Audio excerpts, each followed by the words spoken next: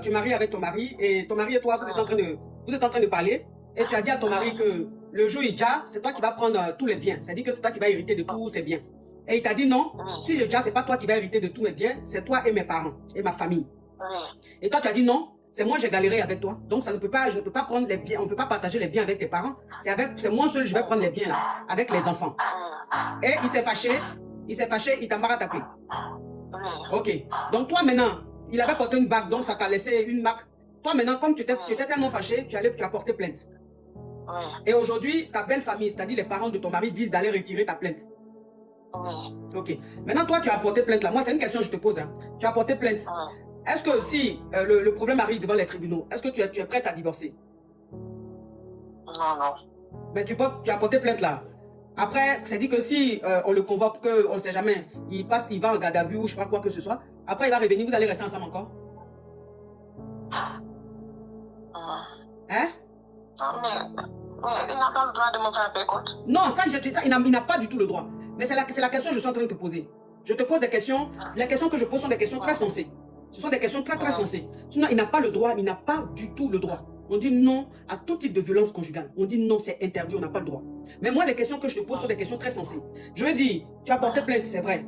Quand on va le convoquer, si jamais il s'avère que c'est lui qui est en tort, il peut prendre une peine. C'est-à-dire, il peut être emprisonné ou il peut ne pas être emprisonné. Mais s'il est emprisonné, qu'il sort après, est-ce que ton mari et toi, vous allez continuer votre mariage ou bien vous allez vous séparer? Non, moi je ne veux pas qu'on la ramène en prison, juste pour qu'ils l'ont fait peur. D'accord. Donc tu fais ça juste, tu as fait ça juste pour qu'on l'effraie un peu, pour ne pas qu'il recommence. Ok. Alors si c'est pour ça, si c'est pour ne pas qu'il recommence, si c'est pour l'effrayer un peu, je suis d'accord. Donc il ne faut pas retirer. Il n'a qu'à répondre à la convocation. Ils vont mélanger son cœur un peu. Il va avoir peur. La prochaine fois, il ne va plus refaire. Si c'est ça, je suis d'accord. Et après c'est fini. D'accord, ma chérie? D'accord, merci beaucoup. Mais toi aussi, quelqu'un qui est vivant, quand tu entends parler de ses biens, comment tu vas départager? Ah, ma chérie, il est malade, ton mari? Hein? Non, il est plus vieux que moi en fait. Ah, il est vieux, il a quel âge comme ça? Oui, moi j'ai 25 ans. Lui, il a c'est 50 ans plus tôt, il aura 50 ans. Ok, toi tu as 25 ans, lui il a 50 ans. Plutôt, ouais. Ah. Hey, ma chérie, mais 50 ans de nos jours, c'est jeune. Hey. Déjà même que le monsieur et toi, il y a 25 ans de différence d'âge.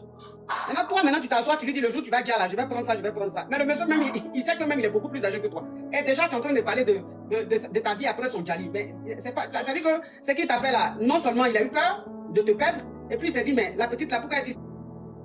Ou bien elle n'est pas fan de moi, elle veut que je gasse vite. Elle avec moi pour mes biens, pour préparer les choses, pour mon argent. Ouais. Tu vois, ça dit qu'à la seconde, il s'est posé un tas de questions à la seconde. Donc c'est la peur qui a fait qu'il a réagi de la sorte. Il n'a pas le droit de réagir comme ça. Mais toi aussi, il faut éviter ce genre de... Faut éviter ce genre de conversation. Hein? Faut éviter ce genre de... J'ai posé cette question. Le moment où je lui ai posé cette question, j'ai pris mon téléphone et j'ai en train d'enregistrer sa voix. Il m'a dit pourquoi tu enregistres. J'ai dit je vais garder ça pour un cas. Parce que demain, si tu seras déjà, ta famille peut dire que l'héritage là, eux aussi ils vont avoir. Donc elle m'a dit, ouais, bien sûr, eux aussi ils vont avoir. Pourquoi toi seul tu vas avoir les biens? Ah, il y a quelqu'un qui a mis en commentaire, c'est pas une raison. Je n'ai pas dit que c'est une raison. Ma chérie, je n'ai pas dit que le fait qu'elle dise ça, c'est une raison. Mais je suis en train aussi de parler avec elle parce que chacun a sa part de responsabilité. Et puis, il faut aussi... tu as bien entendu dans ce qu'elle veut dire. Elle veut rester avec son mari. Elle ne veut pas divorcer. Elle ne veut pas perdre son mari. Donc, ça veut dire que c'est une femme qui veut rester dans son foyer. Et donc, une femme comme ça, il faut aussi lui dire la vérité. Il faut aussi lui parler pour ne plus que ça se répète. Voilà, il ne faut pas... Lui, il n'a pas le droit, quelle que soit la situation, il n'a pas le droit, point barre, tu as raison. Demain, encore, elle va lui dire quoi? Moi, je ne suis pas dans ce genre de conseil. Ça, c'est de l'hypocrisie. Ça ne marche pas comme ça. Que demain, quand elle va perdre son foyer, c'est pas toi qui vas l'héberger. C'est pas toi qui vas la marier non plus. OK? Voilà. Donc, c'est un mouvement de rébellion où tu guéris et puis tu es célibataire la nuit, tu dors, tu pleures seul, tu cherches mari. Là, moi, je ne suis pas dedans. Ma chérie, donc ça veut dire que quand tu parlais de ça avec ton mari, tu as pris ton téléphone, et tu enregistrais. Et ton mari t'a dit, pourquoi tu enregistres ma voix? Pourquoi toi et moi, nos conversations, tu es en train d'enregistrer? Tu lui dis, j'enregistre, parce que demain, quand tu vas déjà, si tes parents disent que je suis en train de mentir, au moins, si j'ai le vocal, je vais faire écouter le vocal pour qu'ils sachent que quand tu vivais, voilà ce que tu as dit. Mais c'est d'une gravité ce qu'elle est en train de dire là. Mais c'est d'une gravité ce qu'elle est en train de dire. C'est-à-dire à quel moment toi une femme tu es avec ton époux, même si ton époux il est âgé, même s'il a 40 ans plus âgé que toi, même qu'il a les moyens, à quel moment toi une femme tu parles de son Djali et tu prends le téléphone pour enregistrer sa voix? Mais à quel moment on fait ça? À quel moment on fait ça? Non, mais franchement, à quel moment on fait ça, ma chérie? Ce que tu as fait là, ça se fait pas. Ce que tu as fait, ça se fait pas. Hein? Faut pas montrer à ton mari que tu es avec lui pour son argent. Faut faire semblant un peu. Pour toi, là, il n'y a pas semblant dedans. Faut plus refaire ça.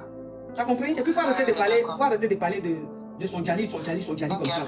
Toi-même, pendant que tu as 25 ans, tu es jeune là. Toi-même, là, il n'a qu'à te donner l'argent, tu vas faire bon commerce, tu vas économiser, tu vas acheter tes biens. C'est que vous allez acheter, il faut le faire. Ton mari n'a qu'à t'acheter des biens, il n'a qu'à mettre toi sur ton nom dessus ou le nom de tes enfants dessus. C'est comme ça que tu vas faire. Parce que tu sais qu'en Afrique, là, malheureusement, quand l'homme décède, malheureusement, c'est-à-dire que quels que soient les biens du mari, la famille vient, elle commence à bloquer, va te faire sortir. Si tu veux trop parler là, mon cher, c'est les trucs bizarres qu'on commence maintenant à te lancer. Donc, pendant que tu es vivante là, ma chérie, ton mari, il faut être intelligente. Il n'a qu'à te donner l'argent. Il faut travailler. Il faut faire ton commerce. Il n'a qu'à te donner l'argent. Tu vas acheter tes trucs. Tu mets, quand il achète une maison, il achète un terrain. Tu mets à ton nom, tu mets au nom de tes enfants. Jusqu'à au moins, tu sais que toi-même, tu as tes biens qui sont là. Qui sont à ton nom, au nom des enfants. Comme ça, demain, là, si quelque chose arrive, tu as déjà pour toi. Maintenant, c'est qui va vous rester là. Si la famille veut trop bavarder, tu ne vas pas trop t'emmerder parce que toi-même, tu sais que tu as gardé, tu as beaucoup investi. Tes enfants ont leur bien.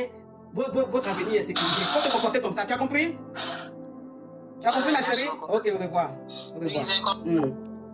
Sur son profil même là. Sur son profil même là. C'est la dernière Range Rover là qui est sur son profil. Rose. Voilà. Donc ça veut dire que c'est une fille. Elle est dans l'opulence et puis elle aime en tout cas. Elle aime les bonnes choses.